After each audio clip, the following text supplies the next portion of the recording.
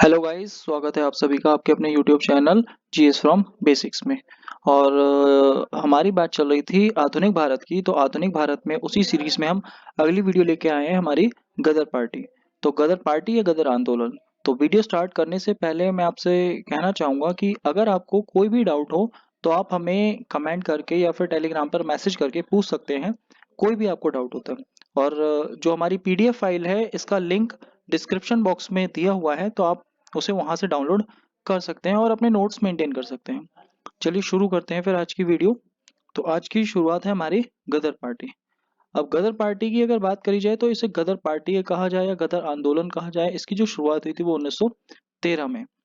अब इसकी जो स्थापना हुई है वो अगर देखें तो ये हुई है 1 नवंबर 1913 को। और किसने करी है? इसके जो संस्थापक थे वो लाला हरदयाल सिंह। ये नाम बहुत ही ज्यादा इंपॉर्टेंट नाम है, लाला हरदयाल सिंह। बाकी अध्यक्ष में नाम तो आता है, जैसे अगर देखा जाए तो सरदार सोहन सिंह भाखना का भी नाम आता है, पर ये नाम इतना इंपॉर्टेंट नहीं है जितना नाम इंपॉर्टेंट हमारा लाला हरदयाल सिंह है। इनके द्वारा इस पार्टी की स्थापना की गई थी, और ये जो स्थापना थी, ये स्थापना इन्होंने अमेरिका के सैन फ्रांसिस्को में करी थी, ना कि भारत में। क्योंकि ऑप्शन में यहाँ पर डाउट के लिए कई लोगों को जिन्होंने नहीं पढ़ा हो तो वो ऑप्शन में भारत भी तुक्का मार देते हैं, लेकिन भारत इसका आंसर नहीं होता है। इसका आंसर है अमेरिका के सैन फ्रांसिस्को। तो सैन फ्रांसिस्को में यहाँ पर लाला हरदयाल ने 1 नवंबर 1913 को गदर पार्टी की स्थापना की।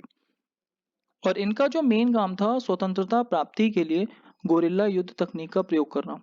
गोरिल्ला युद्ध तकनीक का मतलब ये है कि अगर आपको अंग्रेजों के खिलाफ लड़ाई लड़नी है, अंग्रेजों के खिलाफ लड़ाई लड़नी है, तो आपको जो लड़ाई लड़नी पड़ेगी वो छुपकर लड़नी पड़ेगी।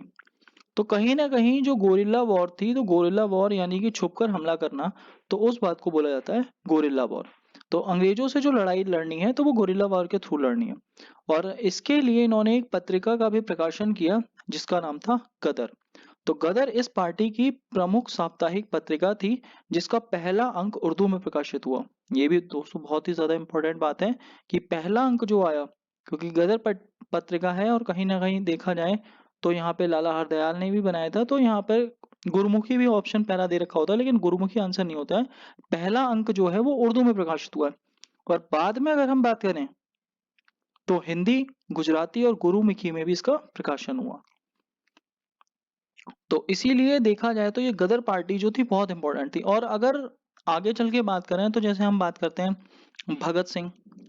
तो भगत सिंह भी कहीं ना कहीं जो निकल के आए थे वो गदर पार्टी के थ्रू ही निकल के आए थे, क्योंकि इनका बहुत ही ज्यादा बिलीव था गदर पार्टी में। तो अमेरिका से ये निकल के आई। अमेरिका में ही क्यों बनी थी, इसका भी एक रीजन था। क्योंकि भारत में जैसे अगर देखा जाए तो भारत में एक एक्ट आया था, वर्नाकुलर प्रेस एक्ट। ये आया था 1900 वो सॉरी 1878 में। तो प्रेस के ऊपर तो एक्ट लगा दिया गया था, यानी प्रतिबंध था कि कोई भी अगर देखा जाए तो न्यूज पेपर, अखबार, मीडिया, पत्रिका में कुछ भी छापने के लिए अंग्रेजों के खिलाफ कोई कुछ नहीं छाप सकता। तो उसी की वजह से यहाँ पर अब ये प्रतिबंध कहाँ है? केवल भारत में। लेकिन अमेरिका में ऐसा कोई प्रतिबंध नहीं है। तो इसीलिए अमेरिका में रहकर इन्होंने अपना एक ग्रुप बनाया जो बात करता था किसकी? भारतीयों की। और उसी के लिए इन्होंने पत्रिका भी प्रकाशित करना शुरू करी जो भारतीयों की बातें करता था और जिसमें अंग्रेज विरोधी बातें की जाती थी। इसीलिए यहाँ पर जो गदर पार्टी थी ये काफी सक्सेसफुल भी थी। भारत में इसमें क्रांतिकारी गतिविधियां जो देखने को मिलेंगी आगे चलकर, तो गदर पार्टी की वजह से देखने को मिलेंगी। आगे चलते हैं। नेक्स्ट है अगला हमारा कामागाटा मारू प्रकरण। ये जो बात हमें देखने को मिलती है, ये बात देखने को मिलती है, ये घटना 1914 में। अब इस घटना में हुआ क्या था कि यहाँ पर कामागाटू जो था वो एक जहाज था। अब ये जो जहाज था ये एक भारतीय मूल के व्यक्ति थे, गुरुदत्त सिंह। और ये जहाज जो था वो जापानी जहाज था। तो भारतीय मूल के व्यापारी गुरुदत्त सिंह ने कामागाटा मारू नामक एक जापानी जहाज किराए पर लिया और उसमें 376 यात्रियों को बैठाकर वैंकूवर, तो वैंकूवर जो है वो कनाडा में पड़ता है, तो वैंकूवर की ओर प्रस्थान किया। लेकिन जो कनाडा सरकार थी उन्होंने प्रवेश देने से मना कर दिया। मतलब अब इंडिया वाले जो यहाँ पे भारत में थे, तो कहीं ना कहीं वो हमारे कहाँ पहुंच गए थे? North America. और नॉर्थ अमेरिका में भी अगर देखा जाए तो यहाँ पहुंचे थे वो कनाडा। अब यहाँ पे भारत वाले जो कनाडा पहुंचे, तो ये इतनी दूर से यात्रा करने के बाद यहाँ पहुंचे और इसके बाद में भी कनाडा सरकार ने क्या कर दिया, मना कर दिया कि हम आपको एंट्री नहीं दे सकते। और ऐसा क्यों हुआ था उस समय? एक रीजन था कि रीजन ये था कि कोई भी अगर जहाज था और वो बहुत ही ज्यादा लंबी दूरी तय करके आया और अगर उसने बीच में कहीं पर कोई स्टॉप ले लिया, तो उसे ये जो सरकार थी, कनाडा सरकार, ये कहती थी अगर आप बीच में कहीं रुक गए हो तो हम आपको एंट्री नहीं देंगे। आपको आना है तो आप बिल्कुल सीधे आओ, लेकिन हमारे यहाँ आपको कहीं भी अगर स्टे लिया है तो आपको आने की जरूरत नहीं है, क्योंकि हो सकता है आप क्या लेके आए हो, साथ में समुद्री डाकू लेके आए हो। तो ये रीजन था, इस वजह से कनाडा सरकार ने, क्योंकि इन्होंने स्टे ले लिया था, तो इस वजह से कनाडा सरकार ने मना कर दिया और इन्हें अपने गेट पे से ही लौटा दिया कि हम आपको एंट्री नहीं दे सकते। तो ये जो घटना थी, यही घटना कामागाटा मारू प्रकरण कहलाती है। तो इससे कहीं ना कहीं भारतीयों को मतलब इस बात का एहसास हुआ कि उनके साथ कितना भेदभाव किया जाता है। तो कामागाटो प्रकरण जो था, यहाँ से यही पूछा जाता है कि कामागाटा मारू है क्या।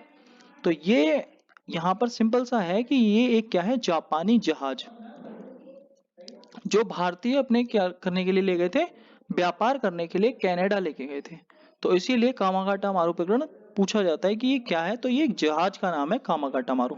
जैसे कि आपको यहाँ पिक्चर में भी दिख रहा होगा, तो कामागाटा मारू सिर्फ और सिर्फ क्या है, एक जहाज है। आगे चलते हैं। नेक्स्ट है लखनऊ समझौता। तो लखनऊ समझौता ये बहुत ही इंपॉर्टेंट है।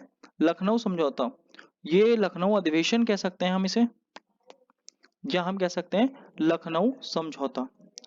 तो ये जो लखनऊ अधिवेशन था, ये हमें देखने को मिलता है 1916 में, और इसकी जो अध्यक्षता करी थी, यानी जो कांग्रेस की अध्यक्ष, ये कांग्रेस का एक अधिवेशन है जो कहाँ पर हो रहा है, लखनऊ में। और इसकी अध्यक्षता जो करी है वो किसने करी है, अंबिका चरण मजूमदार। इंपॉर्टेंट नाम है क्योंकि ये अधिवेशन बहुत ही ज्यादा इंपॉर्टेंट है। इसमें दो घटनाएं बहुत ही ज्यादा प्रमुख थी। पहली घटना कि पहली उग्रवादियों ने 9 वर्ष उपरांत, जो उग्रवादी थे, 9 साल बाद कांग्रेस में पुनः वापसी की, जिन्हें 1907 के सूरत अधिवेशन में कांग्रेस से निकाल दिया गया था। तो हमने देखा था कि जो कांग्रेस थी, कांग्रेस दो दलों में हमें देखने को मिलती है कि एक तो हमारा चरण चलता है उदारवादी और एक चरण चलता है उग्रवादी। इन्हें अगर देखा जाए तो कौन से अधिवेशन में, 1907 के जो हमारा अधिवेशन हुआ था, सूरत अधिवेशन, जिसकी अध्यक्षता किसने करी थी, रास बिहारी घोष ने करी थी। तो उस अधिवेशन में यहाँ पर जो उग्रवादियों की मांग थी कि अधिवेशन कहाँ हो, नागपुर में, और दूसरा जो अध्यक्ष बनाया जाए लाला लाजपत राय या फिर तिलक को बनाया जाए, लेकिन इनकी दोनों में से कोई भी बात नहीं मानी गई थी। जिस बात पर उग्रवादियों को यहाँ पर इनका आपस में झगड़ा हुआ, झगड़े के बाद में उदारवादियों ने उग्रवादियों को निकाल दिया और इसके ज्यादातर नेता कहाँ चले गए थे, जेल में, जिसमें तिलक भी थे।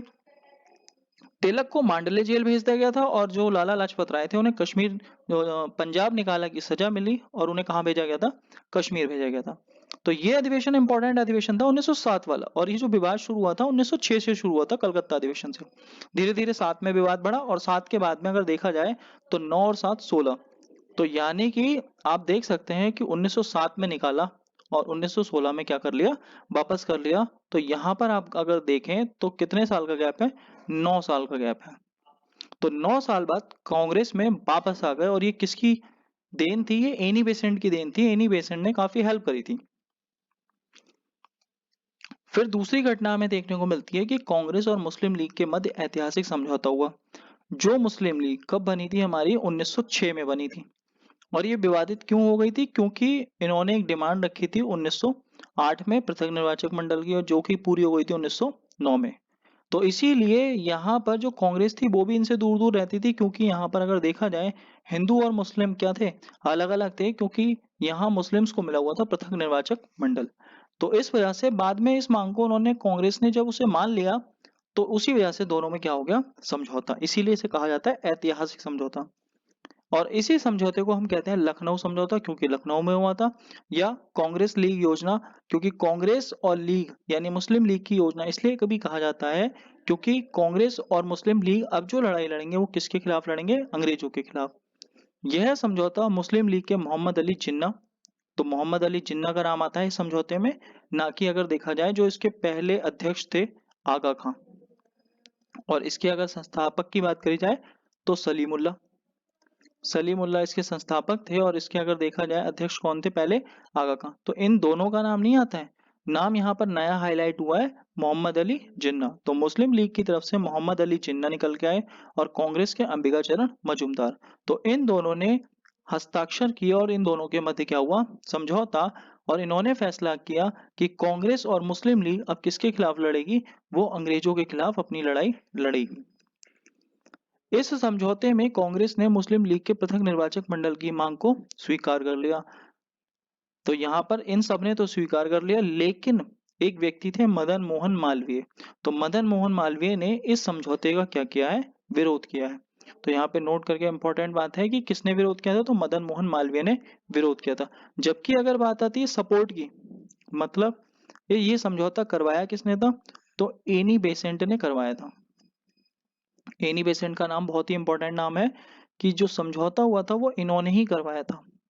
अब इनकी एंट्री भी उधर हो गई है एनी बेसेंट की, तो इनके बारे में भी हम अगले टॉपिक में बात करेंगे। जो होम रूल लीग आंदोलन होगा, एनी बेसेंट ने समझौता करवाया, लेकिन मदन मोहन मालवीय क्या थे, इसके खिलाफ थे। तो मदन मोहन मालवीय नहीं चाहते थे कि ये समझौता हो जाए। तो इसी वजह से यहाँ पर एनी बेसेंट का नाम हाईलाइट देखने को मिलता है। तो दोस्तों आज की वीडियो में इतना ही। और वीडियो की जो हमारी पीडीएफ है, तो पीडीएफ से आप अपने नोट्स मेंटेन कर सकते हैं, जिसका लिंक हमारे डिस्क्रिप्शन बॉक्स में आपको मिल जाएगा।